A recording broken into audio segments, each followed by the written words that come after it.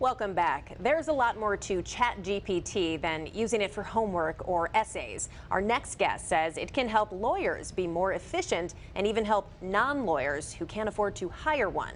So joining us now is the founder of the Michael Jaafar law firm. Michael, thank you so much for joining us today. Thank you so much. You are one of the people who is already adapting to this technology, and you are in favor of Chat GPT. I'm absolutely in favor of it. So I think it's going to increase access to justice. I think it's going to help people tremendously. I have not seen one bad example of Chat GPT as it relates to people hiring lawyers. I've only seen examples in the other way that, you know, increases access to justice, increases consumer satisfaction. And the attorneys I talk to, they're all in favor of it. I can give an example as to why, but I think it's a big, big, big boon to society. Yeah, some people get really nervous when you start talking about this. They're saying we're all going to be replaced. If you do a lot of writing in your job, we do a lot of writing here in the news media. Lawyers do a lot of writing, a lot of long legalese. Do you feel, well, obviously you don't, do you know anyone who feels like this software may replace your entire profession? I can give you an example that would answer all of that question. So an example is, so I do personal injury cases, right? A client called me last week and he was in a trucking accident. He had $27,000 of damage to his truck. He applied to the insurance company. They offered him only $13,000.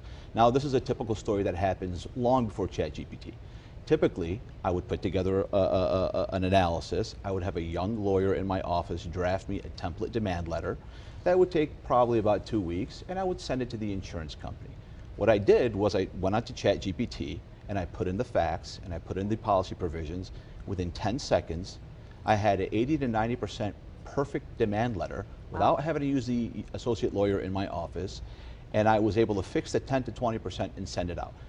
The reason that matters is because now the young attorneys young attorneys who don't have good skills become obsolete. The owners of law firms become more efficient, but the consumer didn't have to wait 2 weeks for his letter to go out, and he's able to get his compensation faster. So that's what ChatGPT, in my opinion, will do. It'll make the young lawyers at law firms more irrelevant. They'll have to open their own law firms, and so the consumer will have a lot more options to choose from.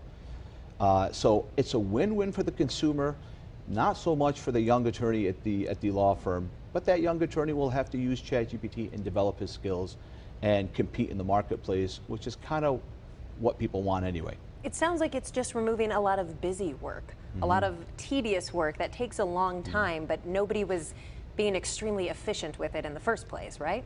Absolutely. So ChatGPT is a big efficiency tool. I've seen people who needed, you know, liability waivers go onto ChatGPT. They couldn't get a hold of an attorney. So they went onto ChatGPT, give me a liability waiver. Now they had a liability waiver that's 80, 90% accurate, and then they were able to call a lawyer, what do you think about this, and fix it.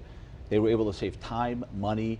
They were able to get access. Now, if you tell GPT, you know, ChatGPT, give me legal advice, it'll tell you, talk to a lawyer. Yeah. So it hasn't gotten to that level. They probably had yet. A lawyer design that. Yeah, they had a lawyer design that for sure. Yeah. But yeah, it has made people more efficient. It has made lawyers more efficient. And now just the conversational aspect of ChatGPT, I've seen people go on to ChatGPT and have a conversation and hone in the questions they had for lawyers. So when they spoke to a lawyer, they were a lot more educated and knowledgeable than before something like ChatGPT. If you went on Google and you tried to Google a topic to get legal questions answered, you'd be inundated with ads. Yeah. For a page, 2 pages. ChatGPT just gets directly to it, answers your question. If it can't answer your question, it'll tell you, I cannot answer this question. Not to mention, a lot of, if you do just Google legal advice, in a lot of cases, it's going to be really complicated, filled with jargon that your average person without a law degree does not understand. And you can ask ChatGPT to explain something to you at a high school reading level, or explain it to me in layman's terms. But do you see what could potentially go wrong? Are there anything that concerns you with this technology being used in the world of law? I liken ChatGPT as when the word processor was invented. Before the word processor was invented, people, in order to, to type up a contract, it would take days, right? The word processor increased it into, a few seconds. I think ChatGPT, I can't see a way where ChatGPT would hurt the consumer. Look, if you're a consumer and you have a very complicated case and you go onto ChatGPT and you trust every single thing you say that it says, and then you go into a courtroom and you lose there's statute of limitations, right? Some people have claims. If they solely rely on AI and they miss a claim, well then they've lost more than had they hired a lawyer in the beginning. But if you use it responsibly, I can't see how it would hurt anybody. I think that this is going to be a net plus for consumers. I think it's going to increase competition among law firms. I've already seen lawyers laying off staff. Wow. And those staff have had to open their own law firms because of Chat GPT. How could that ever hurt a consumer? I can't see.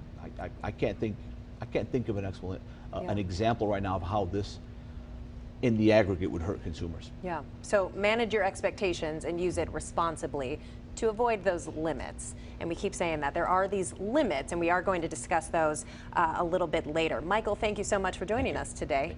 Good luck with all your Chat GPT work ahead of you. Thank you so much. All right, in a couple of minutes, we'll be joined by the founder of a no-code development software who has a lot to say about all this AI. Stay with us.